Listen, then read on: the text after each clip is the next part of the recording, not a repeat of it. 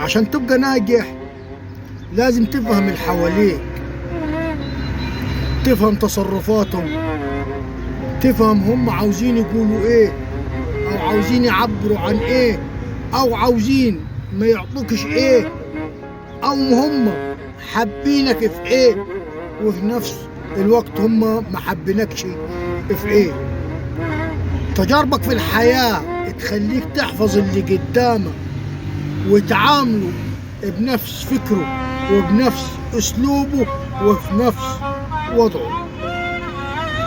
انك انت تشتم او تطلع بكلمات بذيئة لا هي من اخلاقك ولا من تربيتك ولا من احترامك، الحديث مش هيسوي بعضه.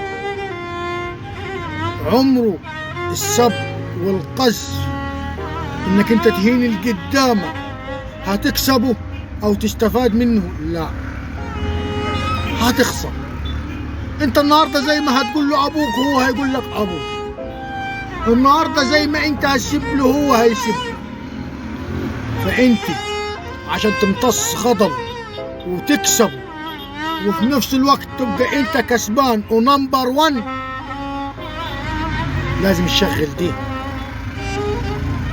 تاخدكش الهوجي والعصبية انك تتعصب عليه. طب ما هو من الطبيعي عاوز يعصبك، ما هو من الطبيعي مش عاوز يديك الحاجة الفلانية، طب ما هو من الطبيعي دس منك الحاجة دي عشان انت عاوزك انت تتعصب عليه وتشتم وتقل ادبك عليه، وهتطلع انت قدام الناس في مجلس العرب تطلع انت الغلطان. هيقول لك ده كان راجل بيعمل كذا انت شتمته، كان راجل اللي بيعمل لك كذا انت سبيت عليه، يبقى انت كده خسرت قيمتك قدام الناس، وخسرت هيبتك قدام الناس، وخسرت ان الروس مش هتساوي بعض، وانك زي ما هتقول له ابوك هيقول لك ابوك، وزي ما هتسيب له هو هيسيب لك.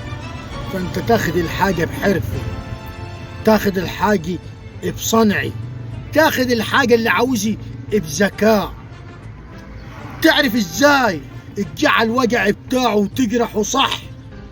لازم تفكر له الكلمة اللي تطلع من لسانك او من بقك يكون لها مليون حساب. صدقوني يا جماعة، تجاربه في الغربة وتجاربه في الحياة علموني اقرا اللي قدامي، علموني اقرا فكره، علموني عاوز يقول ايه من لسانه، علموني انه هو مغلوب مني في ايه او متضايق مني في ايه، علموني انه عاوز يطلع ايه من صدره وحاشر ايه جواه، لكن ما قدرش. مش لكن ما قدرش انه هو خايف منك، لا، عشان عارفك انك انت هتطلع له الكلمة في معاد. كثير من تجارب الحياة وكثير تعاملنا معاه، في ناس تتعامل بالحسن وفي ناس تتعامل بقلة الأدب، وفي ناس تستخدم لها ذكائك وعقليتك وفكرك. وياما هنشوف في تجارب الحياة كتير، وياما هنتعلم وهنفضل نتعلم لغاية ما نوصل لقبورنا أو يكون نهاية حياتنا. ولكن لما يكون أسلوبك محترم مع الناس، الناس هتكون أسلوبها محترم معاه. لما تكون مؤدب مع الناس، الناس هتكون مؤدبة معاه. وأنا زي ما عارف إنه في ناس لا هيجي معاه الأدب ولا هيجي معاه الاحترام، ولكن لابد من الأدب والاحترام، عشان هي تربيتنا وهي أخلاقنا وهو اللي تعودنا عليه وهو اللي ربوه علينا آبائنا وأجدادنا. إن ما نقولوش أدبنا على حد، نستخدموا ذكائنا ونستخدموا فكرنا ونستخدموا أدبنا ونستخدموا احترامنا، هنكون ناجحين في حياتنا وناجحين في مجتمعنا وناجحين وسط الناس.